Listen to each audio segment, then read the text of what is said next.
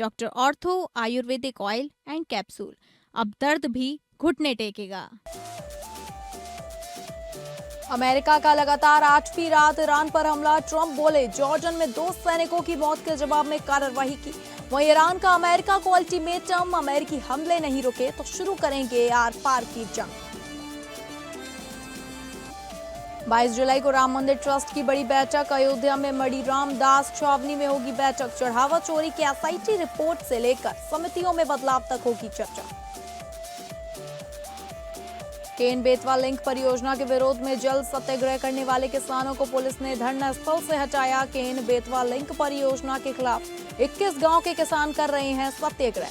आंदोलनकारियों का आरोप, उन्हें विस्थापन के बदले उचित मुआवजा, पारदर्शी सर्वे और सही पुनर्वास नहीं मिल रहा। फीफा फुटबॉल वर्ल्ड कप का फाइनल आज न्यू जर्सी स्टेडियम में स्पेन और अर्जेंटीना के बीच होगा महामुकाबला। मेसी और ट्रॉफी के बीच स्पेनिश चक्रव्यूह। अर्जेंटीना के पास 64 साल पुराना रिकॉर्ड दोहराने का मौका।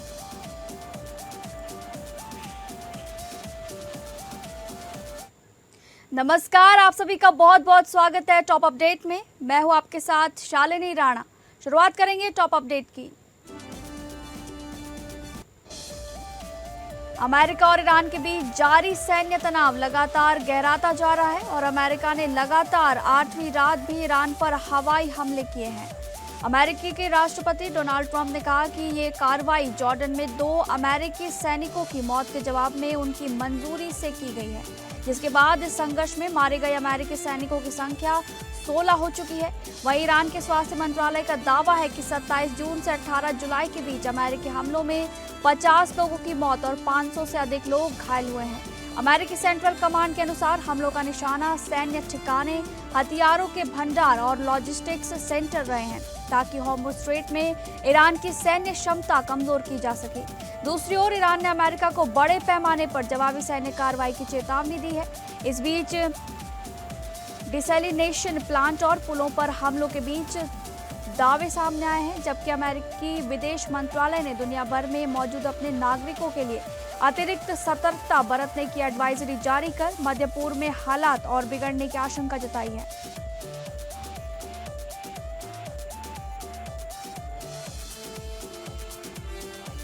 मध्य प्रदेश के छतरपुर जिले में केन बेतवा लिंक परियोजना से प्रभावित किसानों और आदिवासियों के आंदोलन पर पुलिस ने कार्रवाई करते हुए प्रदर्शनकारियों को धरना स्थल से हटा दिया। विस्थापित परिवार कई दिनों से उचित मुआवजे, पारदर्शी सर्वे और सम्मानजनक पुनर्वास की मांग को लेकर चिता सत्याग्रह, जल सत्याग्रह और फांसी सत्याग्रह जैसे शांतिपूर्ण आंदोलनों के जरिए विरोध जता रहे थे।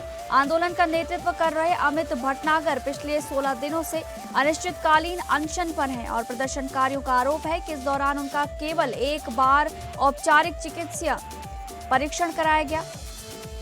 राष्ट्रीय परिप्रेक्ष्य योजना के तहत विकसित हो रही देश की पहली नदी जोड़ो परियोजना का उद्देश्य केन नदी का अधिशेष जल बेतवा नदी में पहुंचाकर बुंदेलखंड क्षेत्र में सिंचाई और पेयजल उपलब्ध कराना है।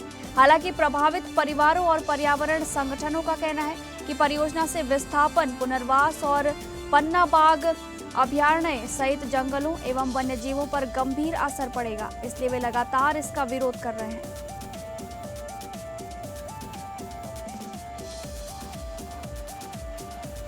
दिल्ली के जंतर मंतर पर आमरण अनशन कर रहे सोनम वांगचुक को बिगड़ती तबीयत के चलते पुलिस और प्रशासन ने अस्पताल पहुंचाया है। प्रशासन का कहना है कि डॉक्टरों की सलाह और उनकी सेहत को देखते हुए ये कदम उठाया गया।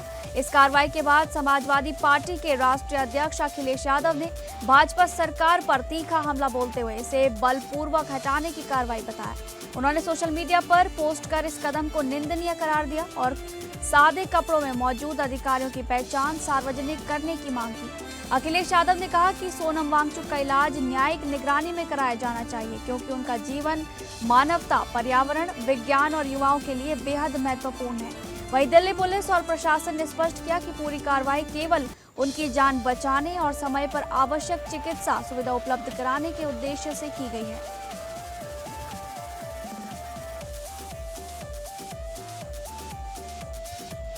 वहीं इस मुद्दे पर सोनम वांगचुक के मुद्दे पर शिवसेना उद्धव गुट प्रमुख उद्धव ठाकरे ने भी केंद्र सरकार पर तीखा हमला बोला है।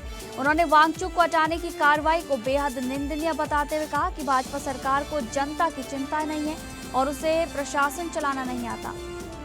उद्धव ठाकरे ने केंद्रीय शिक्षा मंत्री धर्मेंद्र प्रधान पर भी सवाल उठाते हुए कहा कि आखिर उनमें ऐसी क्या खास बात है। उन्होंने छात्रों की आत्महत्या के मामलों का जिक्र करते हुए कहा कि वांगचुक अपने प्राणों की बाजी लगाने को तैयार हो गए, लेकिन सरकार अब भी संवेदनशीलता नहीं दिखा रही। ठाकरे ने कहा कि ये कार्रवाई सरकार के आदेश पर हुई है, जबकि देश में पहले भी कई अनशन हुए हैं। उन्होंने सरकार से अपील की कि अभी भी समय है और संवाद के जरिए इस अनशन को समाप्त कराने की कोशिश करनी चाहिए।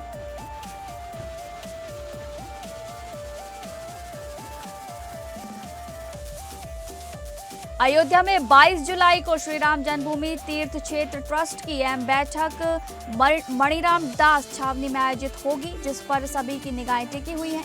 बैठक की शुरुआत पिछली बैठकों की कार्यवाही की पुष्टि से होगी, जिसके बाद ट्रस्ट की विभिन्न समितियों के पुनर्गठन और उनकी नई जिम्मेदारियों पर चर्चा की जाएगी। जरूरत पड़ने पर समितियों की संरचना में बदलाव का भी फैसला लिया जा सकता है। बैठक का सबसे महत्वपूर्ण एजेंडा राम मंदिर चढ़ावा मामले की जांच से जुड़ा है। यदि विशेष जांच दल यानी कि एसआईटी अपनी अंतिम रिपोर्ट बैठक से पहले ट्रस्ट को सौंप देता है तो उस पर विस्तार से चर्चा विचार विमर्श किया जाएगा। अध्यक्ष की अनुमति से अन्य महत्वपूर्ण विषयों को भी एजेंडे में शामिल किया जा सकता है। बैठक के बाद ट्रस्ट के प्रशासनिक फैसले, चढ़ावा जांच रिपोर्ट पर रुख और राम मंदिर के भविष्य के प्रबंधन को लेकर महत्वपूर्ण तस्वीर सामने आने की उम्मीद है।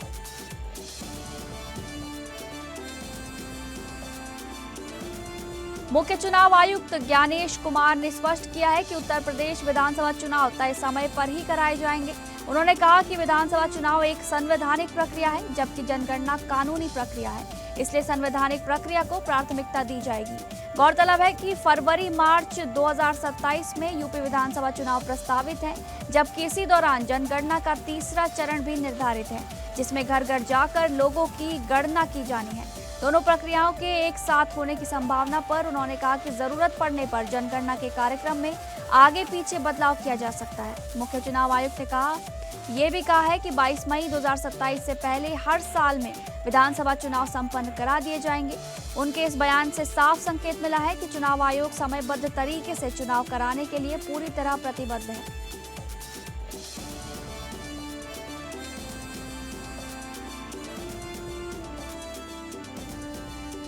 बॉलीवुड अभिनेता आमिर खान को लेकर सोशल मीडिया पर लॉरेंस बिश्नोई गैंग के नाम से एक कथित धमकी भरा पोस्ट और ऑडियो संदेश वायरल हुआ है।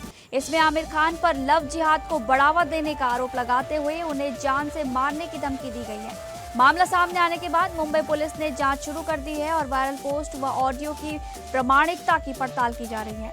फिलहाल स्पष्ट नहीं है कि धमकी वास्तव में किसने दी है।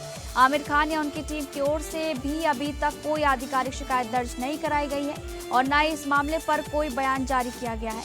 ये मामला ऐसे समय सामने आया है जब सलमान खान को मिली धमकियों को लेकर बिश्नोई गैंग पहले से ही चर्चा में है। फिलहाल पुलिस सभी पहलुओं की जांच कर रही है और धमकी को सत्यता की पुष्टि के बाद ही आगे की कार्रवाई की जाएगी। जम्मू कश्मीर के राजौरी जिले में लगातार हो रही भारी बारिश से बाढ़ जैसे हालात बन गए हैं और कई निचले इलाकों में पानी भरने से जनजीवन प्रभावित हुआ है। मौसम विभाग ने आने वाले दिनों में भारी बारिश, भूस्खलन और अचानक बाढ़ की आशंका जताई है। इसे देखते हुए प्रशासन ने एहतियातन अमरनाथ यात्रा पर बड़ा फैसला लिया है। संभागीय आयुक्त अंशुल गर्ग ने बताया कि 19 जुलाई से बालटाल और नुनवान चंदनवाड़ी बेस कैंपों से किसी भी श्रद्धालु को पवित्र गुफा की ओर आगे बढ़ने की अनुमति नहीं दी जाएगी। अधिकारियों के अनुसार ये निर्णय श्रद्धालुओं की सुरक्षा को ध्यान में रखते हुए लिया गया है। प्रशासन ने स्पष्ट किया है कि मौसम सामान्य होने और पूरे यात्रा मार्ग की सुरक्षा का आकलन करने के बाद ही यात्रा दोबारा शुरू करने पर फैसला लिया जाएगा।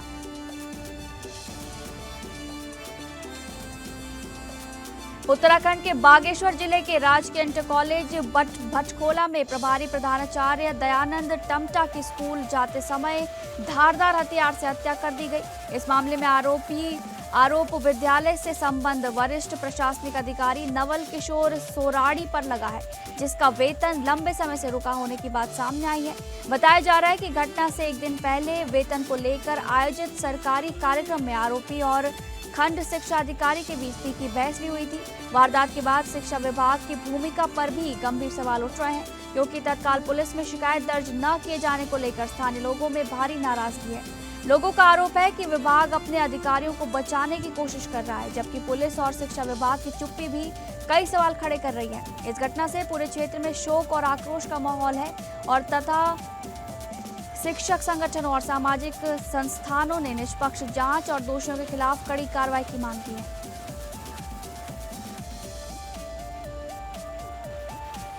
उत्तर प्रदेश के बुलंदशहर के देवीपुरा मोहल्ले में रिश्तों को शर्मसार कर देने वाली घटना सामने आई है, जहां एक बेटे ने कथित तौर पर अपने पिता की फावड़े से हमला कर हत्या कर दी। जानकारी के अनुसार करीब 70 वर्षीय प्रताप 6 वर्ष बाद 3 महीने पहले ही अपने घर लौटे थे। बताया जा रहा है कि आरोपी बेटे ने पुष्पेंद्र शराब के नशे में घर पहुंचा और शराब पीने को लेकर पिता से कहासुनी हो गई। विवाद इतना बड़ा कि उसने घर में रखे फावड़े से पिता पर हमला कर दिया, जिससे उनकी मौके पर ही मौत हो गई।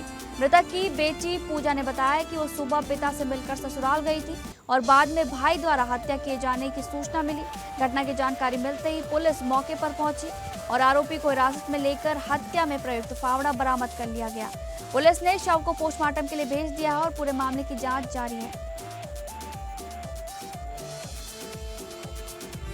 मथुरा के थाना जैत क्षेत्र में पुलिस और सर्विलांस टीम की संयुक्त कार्रवाई में हत्या और लूट के मामले में वांछित 3 आरोपियों को मुठभेड़ के बाद गिरफ्तार कर लिया गया। पुलिस के अनुसार घेराबंदी के दौरान आरोपियों ने पुलिस टीम पर फायरिंग की, जिसके जवाब में हुई कार्रवाई में 2 आरोपियों के पैर में गोली लगी, जबकि तीसरे आरोपी को मौके से दबोच लिया गया। घायल आरोपियों को उपचार के लिए अस्पताल भेजा गया है। पुलिस ने आरोपियों के कब्जे से 2 तमंचे, जिंदा और खोखा कारतूस, लूटे गए 30,000 रुपए, ATM कार्ड, मोबाइल फोन और वारदात में प्रयुक्त बुलेट मोटरसाइकिल बरामद की है।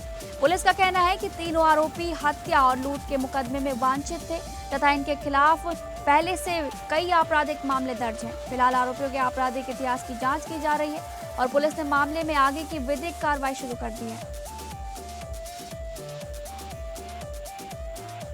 मैनपुरी के किशनी क्षेत्र में पुलिस और स्वाट टीम की संयुक्त कार्रवाई के दौरान औरैया के एक शातिर लुटेरे से मुठभेड़ हुई है। पुलिस के अनुसार घेराबंदी होते ही आरोपी ने फायरिंग शुरू कर दी, जिसके जवाब में हुई कार्रवाई में उसकी टांग में गोली लगी, जबकि बदमाश की गोली से एक सिपाही भी घायल बताए जा रहे हैं। दोनों घायलों को इलाज के लिए जिला अस्पताल में भर्ती कराया गया है। गिरफ्तार आरोपी सत्येंद्र के कब्जे से 35,000 रुपए नकद बरामद हुए हैं और उसकी बाइक की नंबर प्लेट व पहचान संबंधी विवरण काले टेप से ढके मिले। पुलिस के मुताबिक आरोपी का लंबा आपराधिक इतिहास है और वह लूट व हत्या समेत कई मामलों में वांछित रहा है। हाल ही में उस पर मैनपुरी में महिला से सोने की चेन लूटने का भी आरोप है। फिलहाल पुलिस ने आरोपी के खिलाफ मुठभेड़ सहित विभिन्न धाराओं में मामला दर्ज कर आगे की कानूनी कार्रवाई शुरू कर दी है।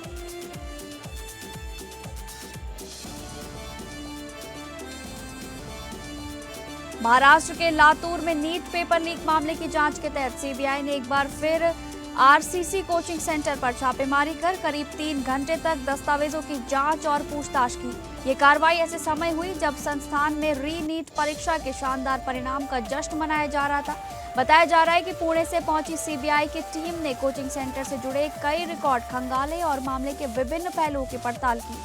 सूत्रों के अनुसार जांच का दायरा आरोपी प्रोफेसर शिवराज मोटेगांवकर से जुड़े आर्थिक लेन देन, बैंक खाते और वित्तीय रिकॉर्ड तक भी बढ़ाया गया है। ये इस महीने में तीसरी बार है जब सीबीआई लातूर पहुंची है, जिससे जांच के निर्णायक चरण में पहुंचने के संकेत मिल रहे हैं। हालांकि एजेंसी की ओर से अभी तक कोई आधिकारिक बयान जारी नहीं किया गया है, लेकिन लगातार हो रही कार्रवाई से शिक्षा जगत और कोचिंग संस्थानों में हलचल तेज हो गई है।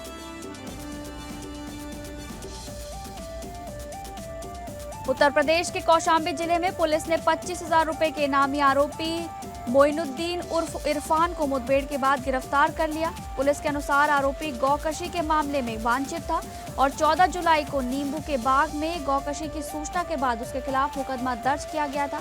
मुखबिर की सूचना पर चरवा थाना क्षेत्र में घेराबंदी के दौरान आत्मसमर्पण के लिए कहने पर आरोपी ने पुलिस टीम पर फायरिंग कर दी। जवाबी कार्रवाई में उसके पैर में गोली लगी, जिसके बाद उसे गिरफ्तार कर लिया गया।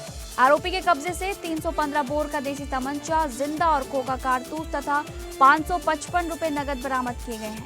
पुलिस का कहना है कि पूछताछ में आरोपी ने चरवा और सराय अकेले क्षेत्र में हुई गौकशी की घटनाओं में अपनी संलिप्तता स्वीकार की है। घायल आरोपी को इलाज के लिए जिला अस्पताल भेज दिया गया है और मामले में आगे की कानूनी कार्रवाई जारी है।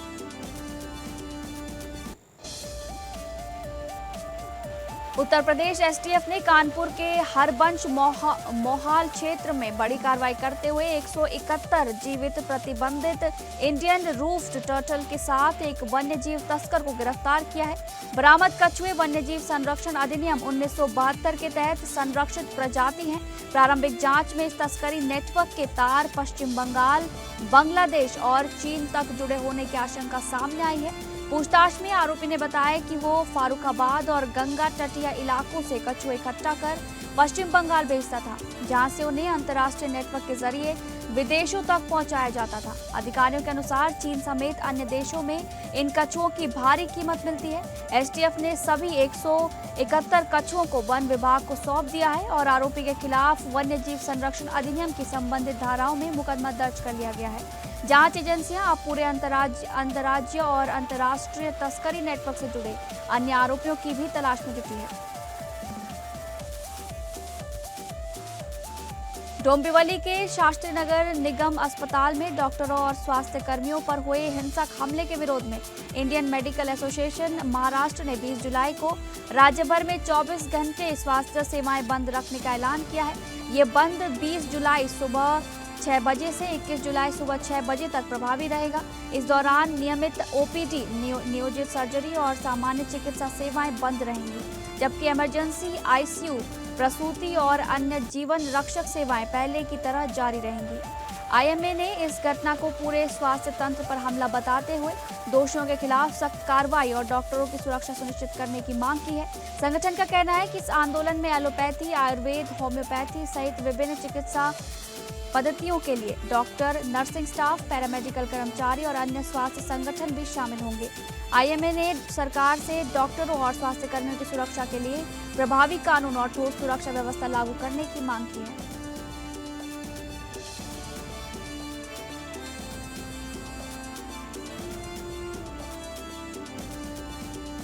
कांवड़ मेला 2026 के सुरक्षित और सुव्यवस्थित आयोजन को लेकर हरिद्वार में मुख्य सचिव आनंद बर्धन की अध्यक्षता में अंतर्राज्यीय समन्वय बैठक आयोजित की गई। बैठक में उत्तराखंड, उत्तर प्रदेश, दिल्ली, हरियाणा, राजस्थान, पंजाब और हिमाचल प्रदेश के अधिकारियों ने सुरक्षा, यातायात, भीड़ प्रबंधन, स्वास्थ्य सेवाएं और आपदा प्रबंधन को लेकर संयुक्त कार्य योजना पर चर्चा की।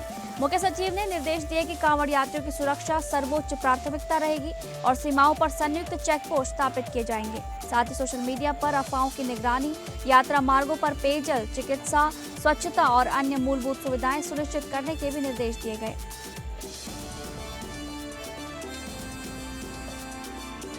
राष्ट्रीय विधिक सेवा प्राधिकरण और उत्तराखंड राज्य विधिक सेवा प्राधिकरण के निर्देश पर चमोली जिले में विशेष लोक अदालतों का आयोजन किया गया।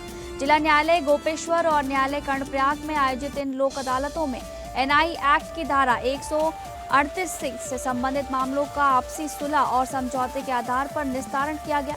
कुल 11 मामलों का सफलतापूर्वक निपटारा करते हुए 20,35,000 रुपए का अर्थदंड प्राप्त किया गया। जिला विधिक सेवा प्राधिकरण के सचिव एवं सिविल जज पुनीत कुमार ने बताया कि विशेष लोक अदालत का उद्देश्य लोगों को सरल, त्वरित और कम खर्च में न्याय उपलब्ध कराना है।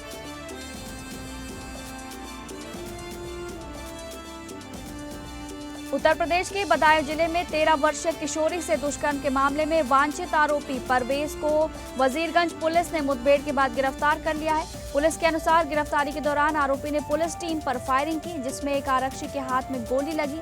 जवाबी कार्रवाई में आरोपी के पैर में गोली लगने के बाद उसे दबोच लिया गया। आरोपी के कब्जे से 315 बोर का तमंचा, 2 जिंदा कारतूस और 1 खोखा कारतूस बरामद किए गए हैं। पुलिस ने बताया कि आरोपी के खिलाफ बीएनएस, पॉक्सो एक्ट और SC/ST एक्ट की संबंधित धाराओं में मामला दर्ज है।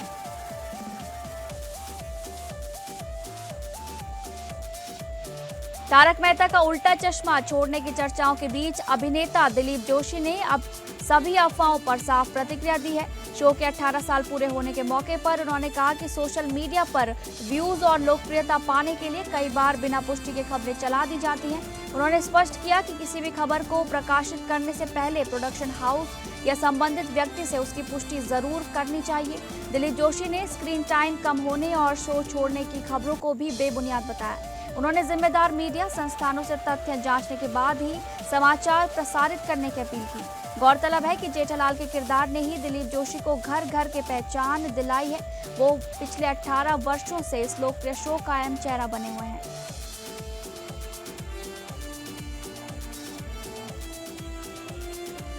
बहत्तरवें राष्ट्रीय फिल्म पुरस्कार में अभिनेता रणदीप हुड्डा को फिल्म स्वतंत्र वीर सावरकर के लिए सर्वश्रेष्ठ डेब्यू निर्देशक का राष्ट्रीय पुरस्कार मिला है। इस सम्मान पर खुशी जताते हुए रणदीप ने कहा कि ये उनके करियर की सबसे कठिन फिल्म रही, जिसने उनसे पहले कभी नहीं किया गया समर्पण और मेहनत मांगी।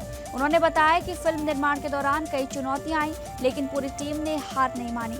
रणदीप ने इस फिल्म में अभिनय के साथ निर्देशन और सहलेखन की जिम्मेदारी भी निभाई है। उन्होंने कहा कि वीर सावरकर की कहानी को पूरी ईमानदारी और जिम्मेदारी के साथ दर्शकों तक पहुंचाना उनका उद्देश्य था। रणदीप ने इस उपलब्धि का श्रेय पूरी टीम को देते हुए उम्मीद जताई कि ये फिल्म नई पीढ़ी को वीर सावरकर के जीवन, संघर्ष और योगदान को जानने के लिए प्रेरित करेगी।